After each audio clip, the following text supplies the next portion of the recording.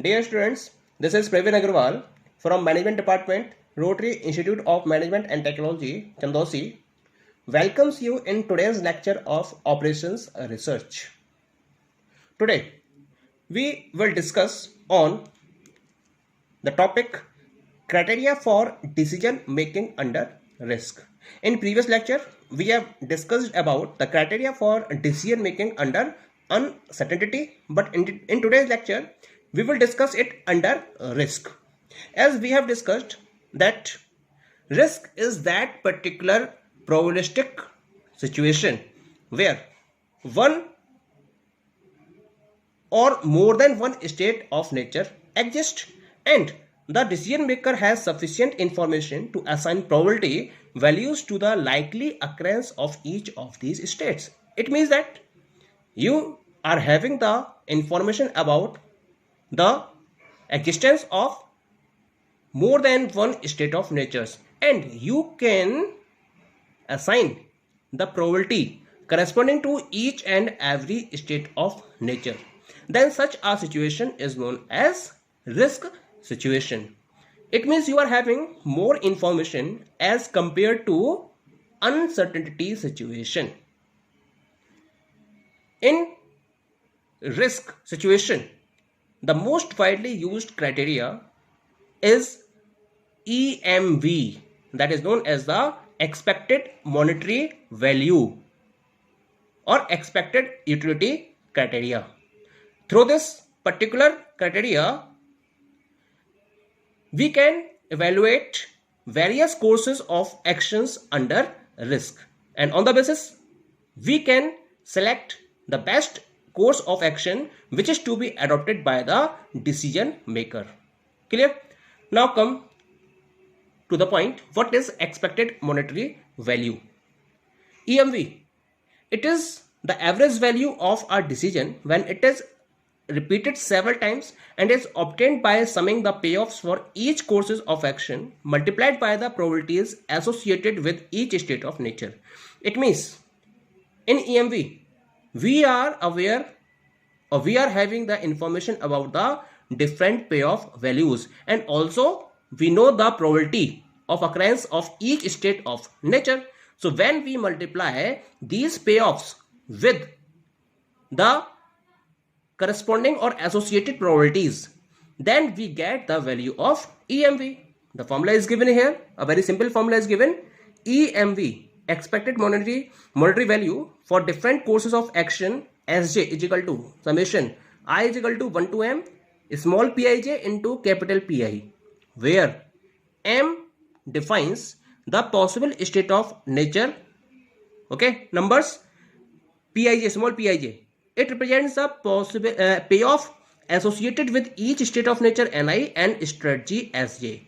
It means that on one side we are having state of nature and on the other side we are having strategies, different strategies. So corresponding to each state of nature and strategy we are having a payoff value which is covered under a particular matrix. So that particular payoff value is known as Pij, okay, and Pi is the probability of occurrence of state of nature Ni. Clear? So this is the formula through which we can calculate the values of EMV for different courses of action. Now come to the steps which are followed for calculating the value of EMV.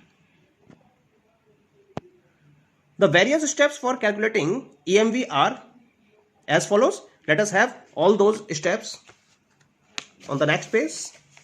The other steps which we are having. Come to the step number 1. This is the step 1. What you have to do? First of all, you have to construct a payoff matrix listing all possible state of nature and courses of action. As discussed already, that a payoff matrix is constructed where you have to write off all the possible state of natures n1, n2, n3, n4 and so on, and courses of actions or strategies s1, s2, s3 and s4.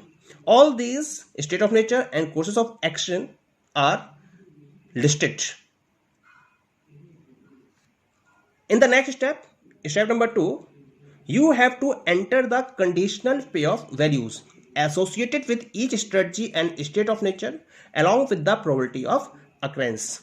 It means that proper conditions will be given in the problem, in the question, and according to the question you have to enter the conditional payoff values which are in association with each strategy and state of nature, and also you have to write the probability of occurrence of each state of nature. Now the payoff matrix is complete. Now you have to go through a next step. This is the next step, step number 3. What does the step say? Multiply the conditional payoff by the associated probabilities and calculate EMV for each course of action. So what you have to do here? In step 2, we have the conditional payoff values, okay, and we have the probability. So what we have to do? We have to multiply this conditional payoff by the associated probabilities and calculate EMV, because the formula for EMV is Pij into Pi. It means the probability and conditional payoff values will be multiplied, and in this way you will get the value of EMV. After getting the value of EMV for each state of nature, we will move towards the next step. This is the step number 4. Now add these weighted values for each course of action.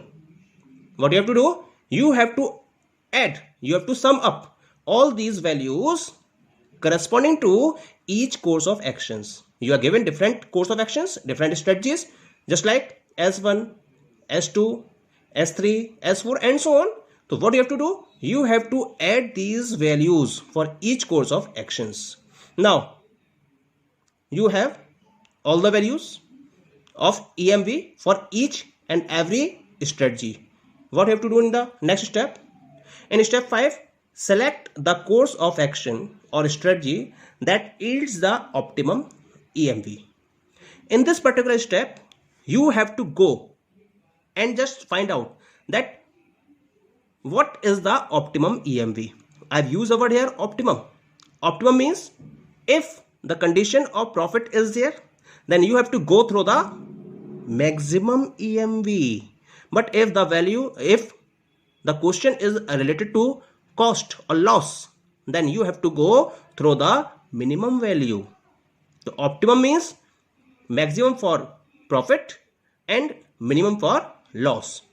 So you have to select the course of action that yields the optimum EMV, and the strategy which is having the optimum EMV is selected by the decision maker, and this particular strategy is adopted or followed in order to find the solution of the given problem. In this way, we find